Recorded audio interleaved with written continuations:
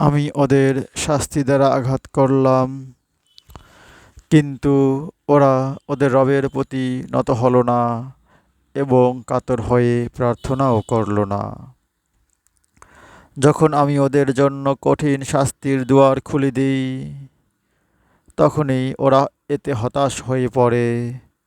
তিনি তোমাদের কান, চোখ ও অন্তঃকরণ দিয়েছেন, তোমরা অল্পই কৃতজ্ঞতা প্রকাশ করে থাকো। তিনি তোমাদেরকে পৃথিবীতে ছড়িয়েছেন এবং তোমাদের তাঁরই নিকট একত্রিত করা হবে। তিনি জীবন দান করেন এবং মৃত্যু ঘটান, এবং তাঁরই বিধানে রাত ও দিনের আবর্তন ঘটে।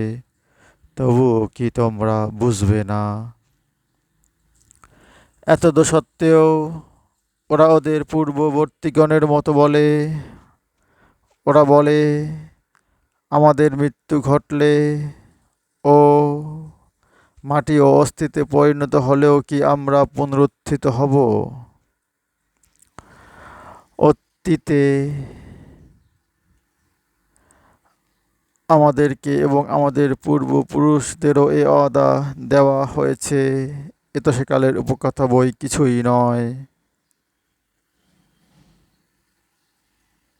বলো, যদি তোমরা জানো তবে বলো, পৃথিবী ও তার মধ্যস্থ বস্তুসমূহ কার?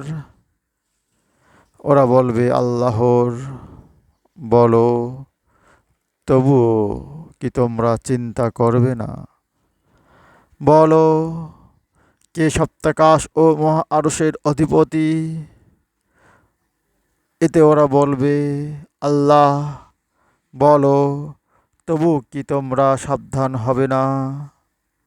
বলো, যদি তোমরা জানো তবে আমাকে বলো, সব কিছুর কর্তৃত্ব কার হাতে, যিনি রক্ষা করেন এবং যার উপর কোনো রক্ষক নেই? ওরা বলবে, আল্লাহর। বলো, তবুও তোমরা কেমন করে বিভ্রান্ত হচ্ছ? বরং আমি তো ওদের কাছে সত্য পৌঁছেছি, কিন্তু ওরা তো মিথ্যাবাদী।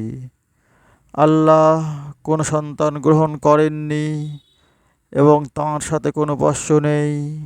থাকলে প্রত্যেক উপাস্য স্ব স্ব সৃষ্টি নিয়ে বিভক্ত হতো এবং একে অপরের উপর প্রবল হতে চাইত। ওরা যা বলে তা হতে আল্লাহ পবিত্র। তিনি দৃশ্য ও অদৃশ্যের পরিজ্ঞাতা। ওরা যাকে অংশী করে তিনি তার ঊর্ধ্বে। বলো, হে আমার প্রভু, তাদের ভীতির বিষয় কি আমাকে দেখাতে চাও? হে আমার প্রভু, আমাকে জালেম কওমে শামিল করো না। আমি তাদেরকে যে বিষয়ের ওয়াদা করেছি তা তোমাকে দেখাতে অবশ্যই সক্ষম। যা উত্তম তা দিয়ে মন্দের জবাব দাও। ওরা যা বলে আমি সে সম্বন্ধে সবিশেষ অবহিত। বলো, হে আমার রব, আমি শয়তানের প্ররোচনা হতে তোমার আশ্রয় চাই।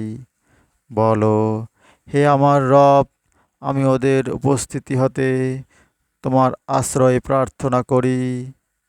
যখন ওদের কারো মৃত্যু আসে তখন সে বলে, হে আমার রব, আমাকে পুনরায় পৃথিবীতে পাঠাও,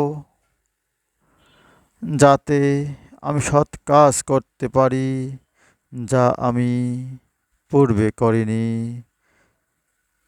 না, এ হবার নয়। এ তো ওর একটি কথার কথা।